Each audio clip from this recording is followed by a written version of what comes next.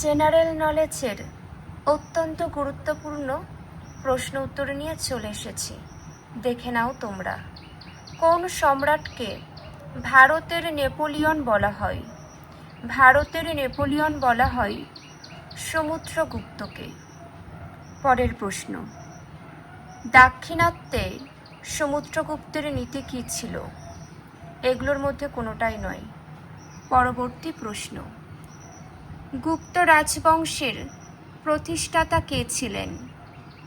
গুপ্ত রাজবংশের প্রতিষ্ঠাতা ছিলেন শ্রীগুপ্ত। পরের প্রশ্ন, কবি কালিদাস যার রাজসভায় ছিলেন? চন্দ্রগুপ্ত বিক্রমাদিত্যের রাজসভায় ছিলেন কবি কালিদাস। পরের প্রশ্ন, অজন্তা গুহা তৈরি হয়েছিল কোন যুগে? গুপ্ত যুগে। নেক্সট, আর্যভট্ট উচ্চশিক্ষার জন্য কোথায় গিয়েছিলেন? আর্যভট্ট উচ্চশিক্ষার জন্য পাটলিপুত্র গিয়েছিলেন। নেক্সট, কোন সম্রাট বিক্রমাদিত্য নামে পরিচিত? দ্বিতীয় চন্দ্রগুপ্ত বিক্রমাদিত্য নামে পরিচিত। পরের প্রশ্ন, গুপ্ত শাসকদের মধ্যে কে লিচ্ছবি দৌহিত্র নামে পরিচিত? সমুদ্রগুপ্ত।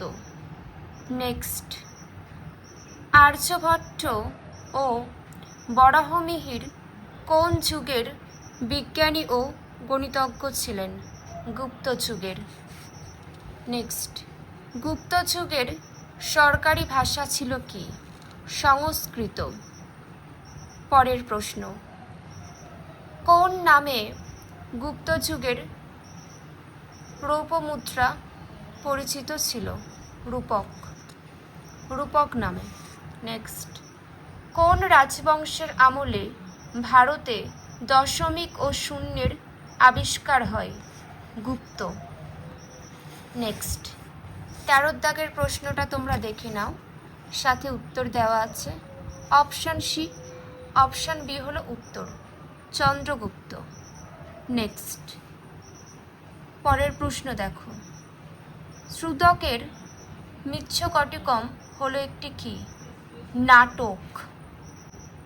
15 দাগের প্রশ্নটা দেখো, নিম্নলিখিত কোন ঐতিহাসিক সমুদ্রগুপ্তকে ভারতের নেপোলিয়ন উপাধি দিয়েছেন?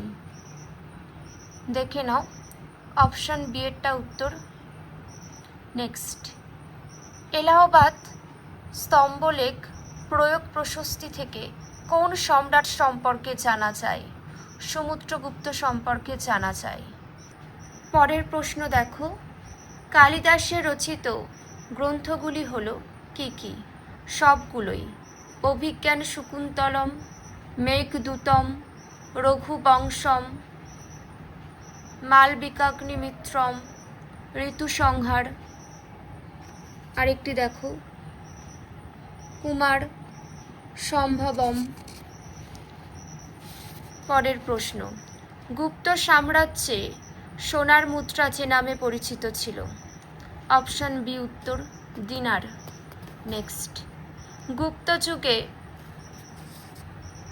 নভনাট্যকম বইটির মূল বিষয় হলো কি? চিকিৎসা। পরবর্তী প্রশ্ন দেখো, নিম্নলিখিত কোন গ্রন্থটি কালিদাস রচিত নয়?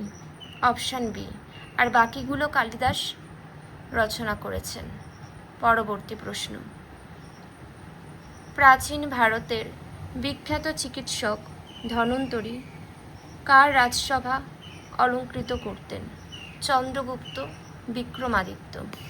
পরবর্তী প্রশ্ন, নিম্নলিখিত কোনটি সঠিক নয়? দেখে নাও, অপশান সি এটি সঠিক নয়।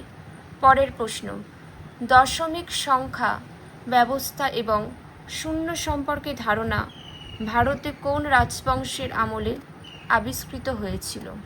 গুপ্ত। পরবর্তী প্রশ্ন, কুমার সম্ভব মহাকাব্য রচনা করেন কালিদাস। নেক্সট, বীজগণিত আবিষ্কার করেছিলেন আর্যভট্ট। পরবর্তী প্রশ্নটি দেখো, হরিসেন কার সভাকবি ছিলেন? সমুদ্রগুপ্তের। নেক্সট দেখে নাও, নিম্নলিখিত ব্যক্তিবর্গের মধ্যে কে গুপ্ত যুগে ঔষধ সংক্রান্ত বিদ্যার জন্য পরিচিত ছিলেন? সুশ্রুত।